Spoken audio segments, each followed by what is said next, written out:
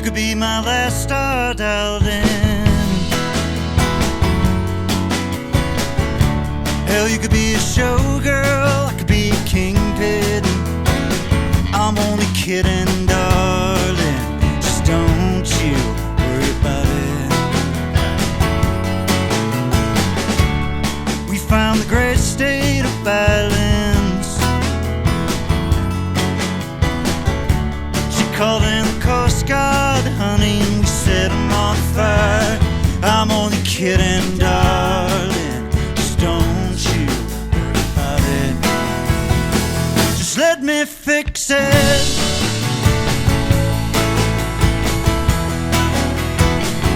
Let me make it move easy. Let me spin you around until it all shakes out. And I'm not giving you up somehow. I'm not giving you up. Now we're in the southwest, looking northwest, looking in. Going about 99 and a half miles again. I'm only kidding, darling. Just don't you worry about it. Hey, hey, hey.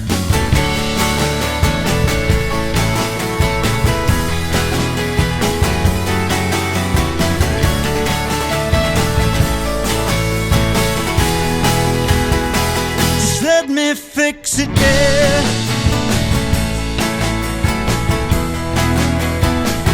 Let me make it move easy.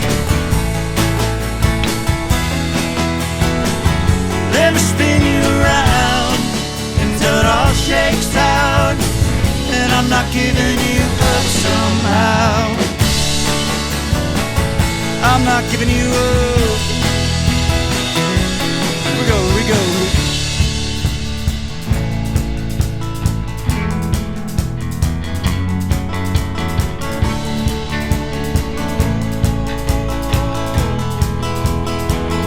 I was thinking we could slow down, move it like a river, move it like a river. We could go sailing and slow down, move it like a river, move it like a river. We could, so let me fix it, yeah.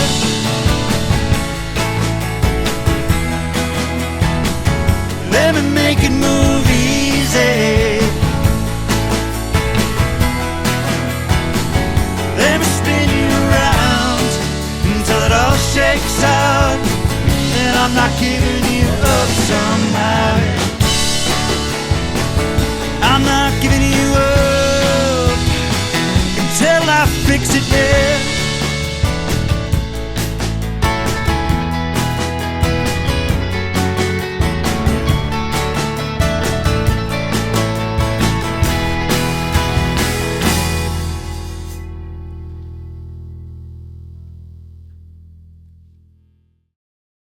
What's up, guys? That was great. Thanks for being here. A piano in every home. Can you introduce yourselves? Do that. Yeah, I'll start here. My name's Travis Erickson. I'm the guy on lead vocals. I've been here, I think, the longest with Jake, and but not by much. So we'll cruise on through the introduction. Yeah, I'm Jake Pavick, Travis' best friend. Allegedly. Self-proclaimed. I was going to say that. Travis says, no, I won't. All right, fair. I'm Mitch Fallgater. I'm bass, and I'm the new guy. Yes. I haven't made any friends yet. No. I like you, Mitch. Jake Wallenius, I play drums, and I've been here third longest. Yeah. Sucks to be you, Mitch. Yeah. It's okay. There's always a new guy. Right.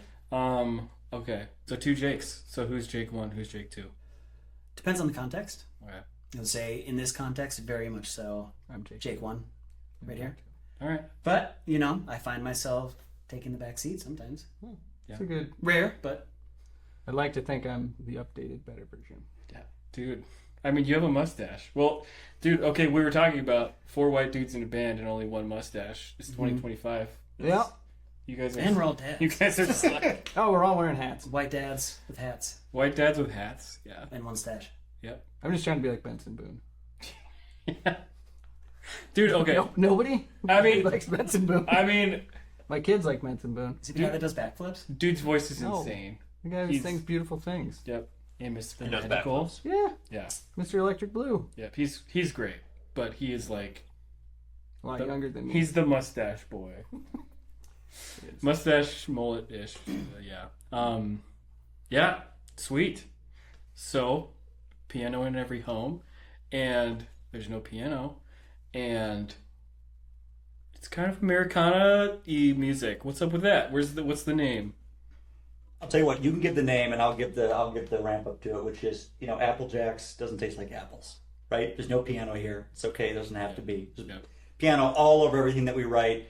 But you can tell the story because you came up with the name like 25 years ago. Yeah, we had a band in high school, Trav and I, with some other dudes, and Was it actually 25 years ago? No, not quite. It was Close. It was close. About 15, Probably getting 15 close. years ago. 15 Yeah. years ago, yeah. Yeah. We're pretty bad, but we're doing our thing, having fun. Had a bunch of really bad names that high schoolers do. And then I decided to branch off, do my solo project, Had to do that, express myself in a different way, But I was buying my Fender Rhodes, the first instrument that I bought myself. And then I found a Mark II at Willie's in St. Paul. And it was like $600 back then. Oh my And god. so when I was buying that, I saw a little old ad from like the 50s on the wall, and it was a Wurlitzer ad, and it just said "a piano in every home," and it was like of a family around a piano, and I just thought it was kind of cute, and then so I named my terrible solo project after that. Yeah. We took it over, Yeah. and it was too late to change it by the time we wanted to. So I never wanted to. I think it's terrific. Yeah. It's a great name. I love it too. Yep. Yeah. So wait, how long has it been a project in like this sort of configuration? 2011. God, you get older and things just Anticipation. really. Yeah, because it was Trav and I doing stuff for a long Timelines are time, warped, and yeah. through college and whatever, writing songs still, and then we decided to make our first real album in 2012-ish, and then finally looped in Jake. Yeah, so I think here's how it happened. We were at our core good songwriters, and we were good at recording, and we could put together something that was cohesive, and people wanted to listen to it. The problem was it's hard to sell to ourselves and an audience the idea that people are going to go out at 11 o'clock on a Friday and watch some just barely post-pubescent dude sitting on stage playing songs on guitar. They wanted something a little more than that. So we brought in drums. Thank God, got Jake Lenius here, who just we worked with drummers before, but Jake finally brought something that was like a presence, right? Mm-hmm. And then bring Who were the drummers before? Just kidding. no name. I mean, they were good. They were good.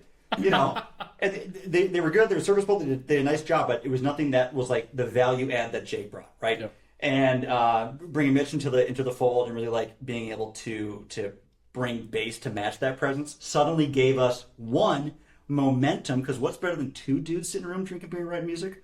Four dudes in a room drinking beer, writing music, and then when you bring that on stage, you get much bigger presence, much bigger energy, and it's kind of that thing where everyone's keeping each other in the game. Yep. So I don't know. I think it served us well. Yeah. So was that pre-dads? Oh, Yeah. big Pre-dads, time, for big sure. time. Yeah. And then did dads hit all around the same time? Relatively. I mean, it kind of all This guy was fired out. first. No, Mitch is. No, Mitch was first. The new guy came in with plenty of kids Yeah. and experience in that period. But yeah, it works. We all understand each other's schedules and what we're doing, Yeah. what we've got going on in each other's lives, so Yeah. just schedule things accordingly. How did the dad switch change what you guys are trying to do? That also kind of happened when COVID happened, so we were also naturally distanced a bit, where we Yep. maybe took a break to focus. And I think what COVID did, COVID naturally, you look at some people who, I used to be a big fan of Ryan Asley for his implosion, and but he was the kind of guy who the faucet was always on, and he just recorded and put out albums, and they were all just kind of watered down. He'd find one or two good songs on it, and COVID naturally had us put a foot on the hose, the garden hose, so to speak. So it built up all this wonderful pressure. So by the time that we're getting together again, really thinking about music, writing music, putting together new materials for an album in 2022, it's like gas is down, and we're firing all the cylinders, and it's just a blast. So, anyway. And then kids kind of came in the middle of that for a lot of us, and, well, you know, kids just aren't that important, so we made sure that the band was first Keep the and band foremost. first.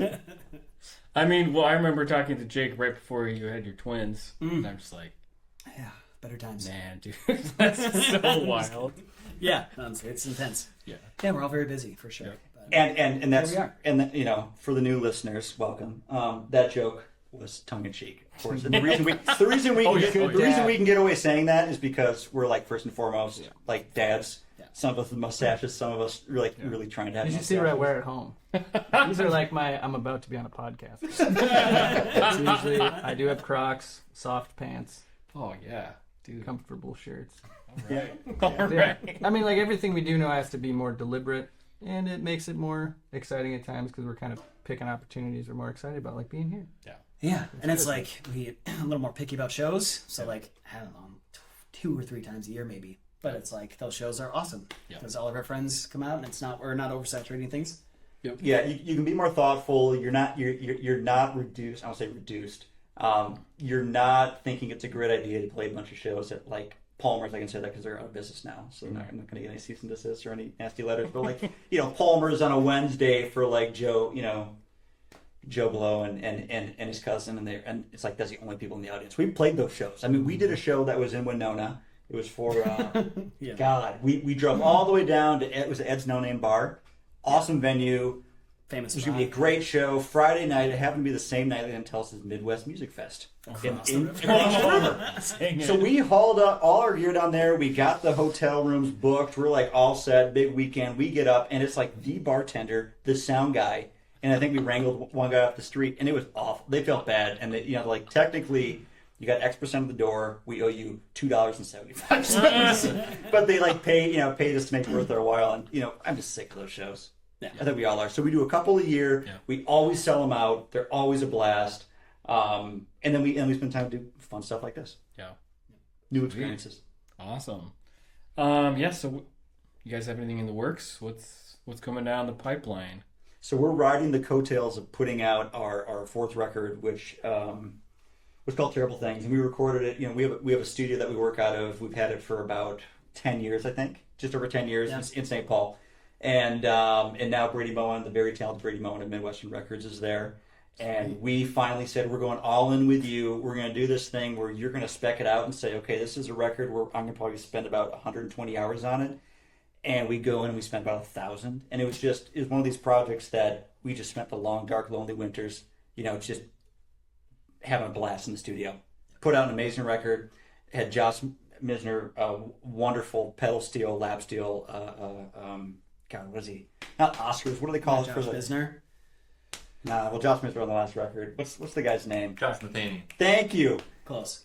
Yeah, I mean Grammy. Talk about him a little bit. Yeah, so pretty wild. Like they had reached out about wanting to maybe do some dobro and stuff, and my brother's been in bands around Nashville for quite a while, and I've gotten to fill in with his different groups throughout the years, and some very talented folks in that. And I reached out and he's like, yeah, I'd be happy to. And it was I think the next day he sent over all the tracks for the stuff. And I didn't, it was great because I didn't tell them, I'm like, I know a guy, but I didn't say anything about it. Like, he's pretty much on any modern country radio. Yeah. I mean, and he sends over his riffs on like pedal steel and dobro, and like I'm the lead guitarist. I'm like, oh. Yeah, it's like well, you're out. Yeah, so we need a room for this guy, and you were on the real estate. But it's great to see, not to like name drop, but to blatantly name drop. It's fun to see this guy who's recording stuff for us, and he's super excited about it. He's like, God, this just sounds fantastic. And then the next day, he's out playing with like Casey Musgraves and doing just knocking it out of the park. So that was a lot of fun. Right now, we're riding the coattails of that. I just had we had our second kid. Wonderful little daughter, and that's kind of been taking up some of my time. Yeah. So it's really, we have these cycles of you put the foot on the hose and you do wonderful things like this, which is riding on the coattails of your existing successes, and then you're building up that next wave of material and figuring out what that looks like in the world. So that's where we are. Yeah, and then hopefully get a show in the books at the end of this year, hopefully. And working on some things. you make that sound like we really want a show by the end of this year. Maybe you can give us a show. No, but like, you know, we like I said, it's very strategic in the sense we'd rather play 2 or 3 good shows, have them sold out, have them be a blast, and you know, make some decent change from that. And so we're setting up a show at the brand new Astor House. You know, we are like one of the resident bands of the Astor Cafe. It's always a blast, and we're finally building a show up with the new Astor House, which is going to be just terrific near the end of this year. So watch for that. Sweet. Oh, that's great. Okay. Well, hey, if this song that you just played was a type of sandwich, what would it be, and why? Yeah. Be I like think we should all give an answer, and you gave yours. A lobster roll? Yeah. A Maine lobster roll. kind of like a East Coast, fresh a little bit, kind of, you know, got some. That's better than a Midwest lobster roll. Yeah, for sure. That's true. What My Just craving a instinct, lobster my roll. instinct was grilled cheese, and that doesn't sound as good. You're a simple It's a food guy, staple. though. So like that song, we've been playing it for quite a while, Yeah. where it hadn't appeared on anything because of that period where the hose stepping in the water building up. So we have like The hose recordings of phase. us at the practice studio that we have in St. Paul. We had like a bunch of people come. We did a show there, so we've had a recording of it from like 2019. Okay. It's just like this, you know. Get some cheese, put it on bread, put it in the microwave. That's what you guys want. Microwave? No. We're going to talk different cup. We're going to talk about a grilled cheese sandwich. Anyway, so it's just like this thing you go back to. Yep. It's a classic. You know, when people come over, it's and it's kind of the equivalent of like, is everyone okay if I just make grilled cheese sandwiches with tomato bisque soup for lunch? Yeah. Little basil. It's cold like out there. You're always cool with it. everyone's cool. It's with always it. great. You throw that song. And pretty you're unoffensive. floating it out around in your pontoon, or you're grilling it. Like it's a wonderful song. We tend to not write a lot of songs that overtly pop forward, but you know we did, and we saved it for you, Ben, and your audience. So there you go. It's great, Yeah, man. your sandwich. So I think my take on it is interesting because the first time I heard of it, I was doing a fill-in at the Ice House with these guys. The audition. Oh, Yeah, and I didn't know it was going to be anything more than that. And the version I got was a very slow song of Fix It. So I'm going to say we're at a work event and they catered in a bunch of sandwiches and you don't really know what you're going to get. And you open it up and it was that great grilled cheese. That microwave grilled cheese you're hoping for. But it was a very slow, and I sat down and I like sent a video, I think, to Jake. I'm like, I'm learning it. He's like, ooh, that's not the right version. We didn't mean to microwave that one. Yeah. Oh my gosh, that's great. Awesome. Well, That song's called Fix It, by the way. I don't know if we said that. Yeah, the song's called Fix It, And it's off the etc. last record. It's off the last record, yeah. But to Jake number 2 in this context, you'd be Jake number 1 in terms of bicep curls, bench press. Heck yeah. man. Understanding of like Sarbanes-Oxley and like banking regulation. You'd probably be Jake 1. There's a lot of places you'd be Jake 1. Don't quote him on that. All right. But that song and how we write songs, and I think we talked about this before in certain interviews. I'm not going to bring up the analogy again, but we're not afraid to put songs down. We're not afraid to say, you know what, we try to get this one off the ground. It's not getting off the ground. We're not going to go with it. Yeah. So we, you take our last record for example, 10 songs. That's 10 songs written over 5-6 years. Mm-hmm. Sometimes more than that. So it's a slow build. That was always a keeper. Yeah. Sweet. You got to Cool. butter. You got to butter the outside of the grilled cheese, and then stick it on a cast iron. Oh. Obviously, That's totally true. I heard it's supposed to be. Mayo. Depends on. If it's going to be mayo, That's what it they can't- say on if other it's gonna podcasts. be They say mayo on the outside. It can't be veganese. It's got to be Kewpie Japanese mayo. A little bit of extra What? time in there. All right. All right. Now we're talking. Kewpie. That's amazing. I'm getting hungry. Oh my gosh. Sweet. Well, hey. Thanks, guys. It's great. Yeah, thanks for having us in. Love the song. Good luck with everything. And yeah. That's Beautiful it. studio. Yeah. Thanks for having us. Thanks for having us. Yeah. Thanks. Always a guys. pleasure. Awesome. And that's a wrap. Adios. There you go. Goodbye. Nice. Yes, I am. Yeah, We come on. did it.